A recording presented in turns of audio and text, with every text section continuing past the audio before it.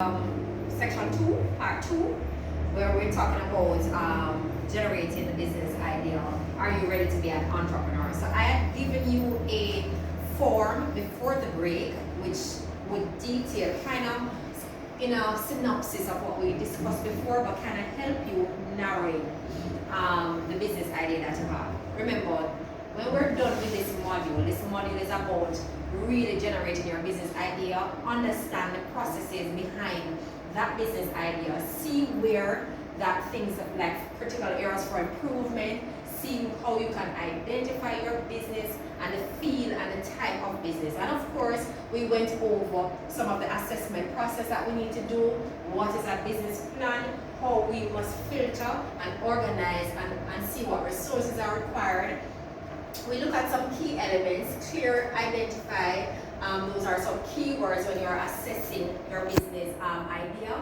We want to be clear on it. We want to identify what type of business, what direction that you want to go in. And so therefore we gave you the identify your business field and type. One of the key questions on it says, my interests, I enjoy doing the following, including hobbies.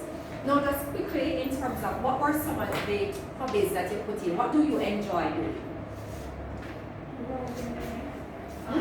Browsing the internet? Yes, and also identify opportunities which can help better me and my family. Okay, great. But also, also with that you put there, what was a possible business type you got from that? Well, taking care of individuals, which is patient care, and helping out others in need. Okay. Leon? Welding. Welding?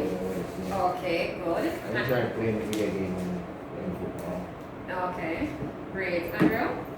I enjoy cooking, baking, anything that has to do with kitchen and preparing meals. I like Okay. that. And a possible business type? Catering. Great. I enjoy calculating unnecessary. Okay.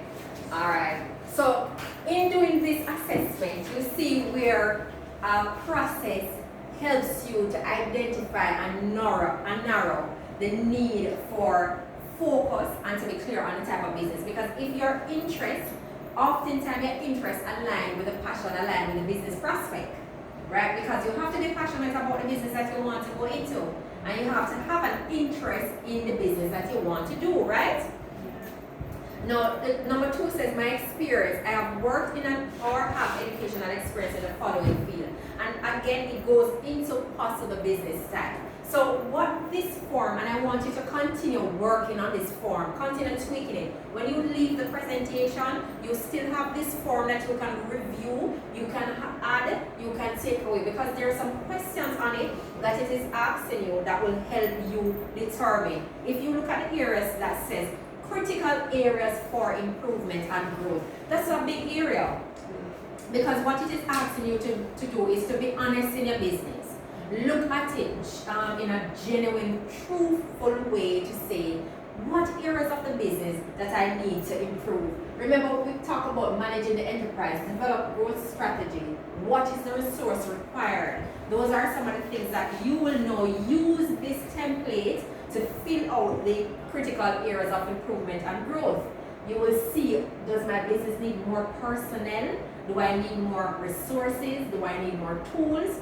This will help you narrow so that you are clear, you can identify your needs, and then you can say, okay, this is the blueprint that I'm going to use to go forward. Any questions on that? Any questions on the form that you filled out earlier? Any questions, any feedback you want to add to that? Okay, great. All right, so let's continue with the presentation. We're looking at, again, the big picture. Once you work that out, so we flesh it out. We just flesh out some stuff right now, right? We just start fleshing out what the business idea is. We fleshed out what the process that we need to do. We start going deeper. Once you work that out, execution. So we come back again now to say, you see the cycle that goes around in a key element. If you start it, what is the problem you're trying to solve? You're generating the business idea. What is it? I want to have a trained workforce in Jamaica. I personally want to have persons who are operating productive and efficient. So therefore, one of my mandates is the problem I need to solve is the issue of inefficiencies and decline productivity. So in that training mechanism and my training or speaking engagement my business has, that is a definition of a problem that I want to address. Are there customers or there is an existing market for your solution? Yes, there is customer. Once you have companies, once you have business, there's always going to be need for training, right? So there is an existing customer, there is an existing business, there is a market for the solution. So I start measuring it. I look at it, I start defining what the issue is, I measure it. It goes into who are the existing players from partners to competitors. You always have to look at your competitors. Don't just start doing your product in isolation and think that, oh, because I'm doing it and it's very good, I am not looking at the persons who are competing against me. Competition is not a bad thing. I think we use competition sometimes to say, boy, them person competing against me in a negative way. But in a positive spin, competition means that you have the opportunity to tighten your product. You see what the market has, and it gives you the opportunity to come out better, come out bigger with newer ideas and newer innovative way of doing things. So who are the existing players? I've seen training agency, I've seen other persons who are my competitors. They are my competitors. Everybody who offers training is my competitor. How are they benchmark against your idea? You have to look at it, and this word benchmark, just make a note of it. It comes in when you are assessing a lot of terms. Benchmark. These are some key terms that I want you to hold on to. Now, benchmark means who do you measure your drink against? Now, we will have big supplies. You know, when we're growing up, everybody, mother talk about we buy Grace only, right? Grace is a big name. Everybody, we don't know about nobody else, but we talk about Grace. Grace is this, and if you're not buying Grace, I remember my mother used to say, don't come back unless it's Grace. She really don't like any other brand, and she would say, you should have buying Grace brand. You know what I mean? So these are how they benchmark. Some persons who are coming up now, if they have to make a catch up, they'll benchmark it with Grace and say, okay, Grace one thick and saucy, and these are the benchmark of success. Now I'm asking you, who is your benchmark of success when you are measuring up yourself against people? We should not buy into the narrative that says don't look at other persons. We're not looking at them to follow them. We're looking at them to assess who is our benchmark, who should we lift up our standards to, right? So if it's a nursing person's hospital, who is the creme de la creme of hospitals in Jamaica? When you're talking about benchmark, so people are going to go, okay, so KPH is one, but the benchmark is people start talking about Andros, not all, medical associate. Benchmark. The benchmark of those are in the same category. So if you're offering care, who are you going to benchmark your care against? A KPH or a Andros? You see? If you're doing a service, who are you going to benchmark your welding against? Tankwell Metals or somebody who is around here, so not organized, not doing his things properly? Who are you going to benchmark your thing against? You're doing catering. Who is the creme de la creme of catering in Jamaica? Who do you want to benchmark your thing? I listen to Les Brown. I listen to Jack Canfield. I listen to a lot of motivational speakers. I read a lot of books. I listen to various things, and I benchmark myself against the international standards. And this is why it's important to get certified, get knowledge, and get really in the know, because the benchmark of the success, turning the dream into a reality, I have to be clear about the standards I want to set. So my standards are very clear. You must get a service delivery that is impeccable. I have already identified what mechanism I need to use. And so these are some of the things that when you're doing your business idea, you have to dig deep into it to see, not just I want to sell something, but how am I going to sell this? What type of resources do you need to solve your problem? Mentors, partnership, or resources. Some of us don't like to talk to people. That is the truth. We're doing a business and some of us barely like to talk to people. That's not going to work. You're doing a business, you must talk to persons Talk to persons who are in the business a longer time than you are. I have no issues talking to persons who are delivering training. I have partnered with persons who have more training experience than I have, to give me an insight, to give me a knowledge of how to articulate myself, to how to do this. So you must find a mentor, partnership, or resources, because that is the way you will see. Remember this critical areas of improvement? This is where that comes in. What do you need for the business? Where do you need to increase the knowledge or gaps in your business? This is a very important. Once you work that out, once you work everything out, what you do next? Execution. No, I hear what you say. Execution. Once you've worked it out, execution is the key.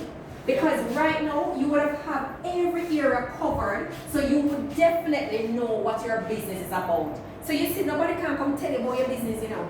And nobody can say, well, you should have do this. You have done your due diligence. You see the wheel? Yeah. You have done your due diligence. Nobody can tell you, say, oh, you never measure it against. No, I have done my due diligence, and I know that I know what problem I'm solving. I know where my existing market is. I know who the players are. I know what resources I need. This is why the critical area form pull those information from you so that you can start thinking and say, all right, let me see how it is that I need to do. Every business you are in, there's always room for improvement. Never stop yourself. There's always room for improvement, okay? So let's go down into some more process of it. We're going to talk about SWOT analysis, best idea. Anybody know what a SWOT analysis is? Yeah. What is a SWOT analysis? To identify your strengths, weaknesses, opportunities, and threats. Good. And feel free. Listen, I don't write all that well enough, but anyway. Let's look at the SWOT. SWOT. You see what it means? SWOT analysis. And as Paquita says, it identifies your areas of improvement. So again, you remember we talked about the critical areas and the gaps? Yeah. We are going to pull that information now and throw it on our SWOT analysis. And in a SWOT analysis, you have really 4 major players in a SWOT. You have your strength,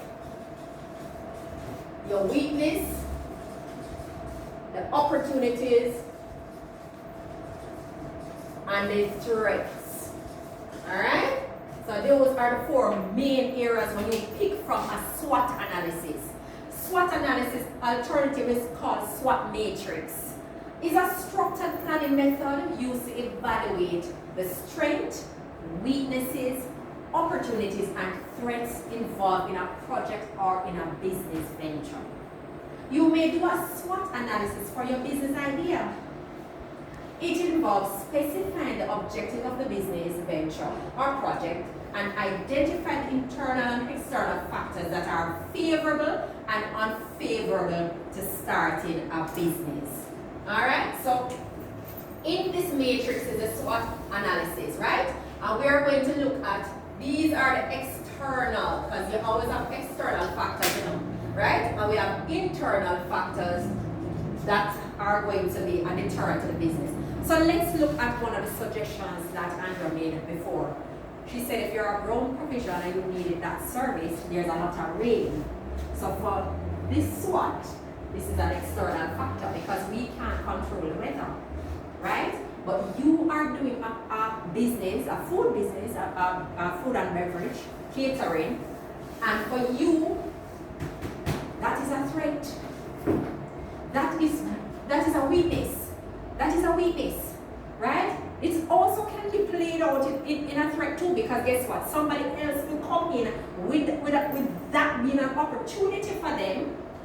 So you see how the dynamic works? It can come in as an opportunity to then say, okay, rain falling, I have a farm, I'm gonna do this. But guys, when you have your business, you have to start thinking it's not just about making the product.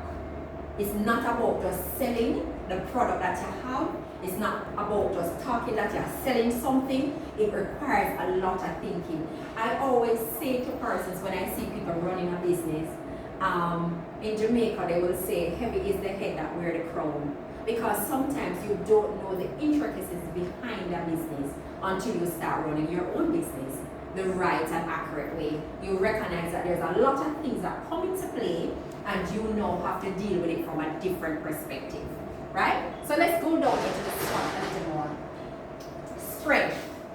When we say let's SWOT and we speak of the strengths the business come with, what are the advantages, the capabilities, the resources, the asset, the people, marketing, distribution, what is the strength of this business?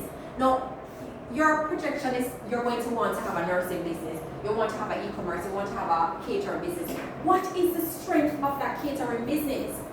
One of the strengths I heard, what do you think is one of the strengths of your catering business?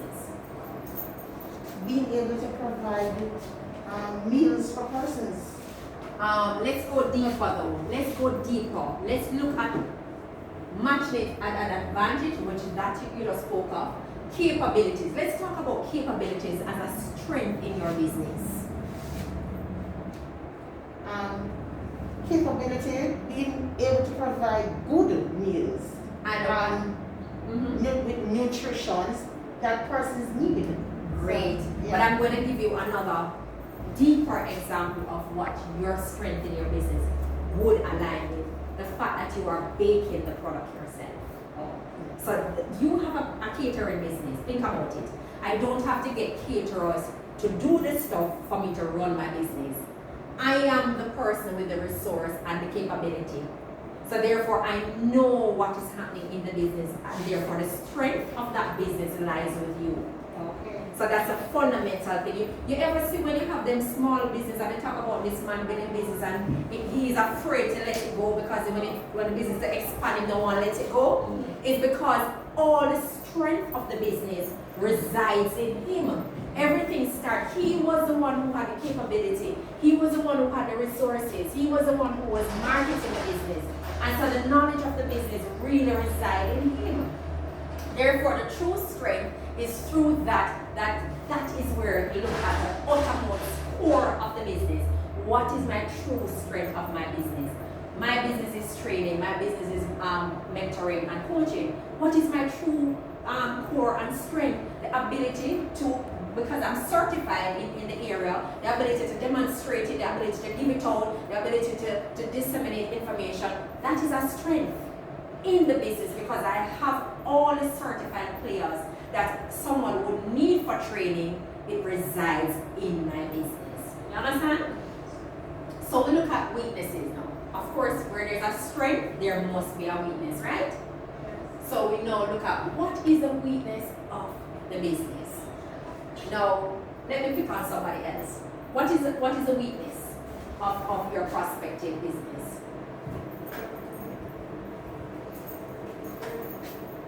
Financially, like the money needs to start to business. Okay. So where if you come like a loan, where Okay. to pay over a period of time. Great. Finances can be a weakness in a And that business. increases the difficult time. Absolutely. Finances can be a weakness in business because if there's not enough projected cash, lack of competitive strength, financials or time scale, deadline, contingency plan, supply chain, those can be deficiencies in your business. But remember, every weakness for one person is not the same for another person. So let's look at a weakness in my business now. We are in COVID. Normally we could train a room of 20 persons or more. That become a weakness now because you cannot do that with a lot of persons in a one space. But again, an opportunity arises in that same business that I have to be digital friendly to now do these presentations online. So though the business experiences a weakness, I am now seeing the weakness as an opportunity to expand globally, reaching more persons than I would have done in a room, and now go wider because now I am seeing a more opportunity in that same business. This is what generating the idea do. This is what business training and entrepreneurship training does to you. Whenever you see a weakness, there's always an opportunity. That's how it works. Your strength, weakness, there's always an opportunity. And with an opportunity comes also a threat. So opportunities is anything coming up, market development, business development, new products, new service, new way of dealing things. Those are opportunities and they abound. This is why we ask that you look at the activity that we gave you before, that you can say, what are your interests? What are your passions? Where would you align that business to? Now, for every business idea that is in this room, what is a threat to you? What is your threat? What is COVID-19 is a threat, absolutely. What else is a threat to you? Anybody else? Anyone can answer. What else is a threat to you? I think, for instance, if I'm nursing, like, for the 4 P's in a business, you have to have the place. If the place is not a good community or Right. and it's toxic, you have violence and stuff. Right. Nobody would want to send their loved ones to that nursing home. Okay. Yes, that is a The threat to you are Yes. environmental effects. So location, good. So, The increase in robberies, like. absolutely, that can be a threat to your business because absolutely, I love that. Because we have to look at the external factors that surround your business, you know. Somebody can start wanting you can give out and what you call it, trust, in a Jamaican word, trust. You trust some people, some things, and they take a longer time to pay. That can be a threat because it impacts your cash flow. It impacts your ability to go into other things that you would have wanted to do. So that can be a threat and that needs to be managed, right? I don't have, when I just started my business, I don't have all the financial. Absolutely. I don't have no way to protect everything from certain events that can. Exactly. So let's go on. So when is an idea an opportunity? Because remember, a lot of times we have 1,000,001 ideas nowadays. One time we want to sell this, we want to sell that, we want to do this, we want to do that. When is an idea an actual opportunity? Because remember, when we look at it now, that opportunity is a business.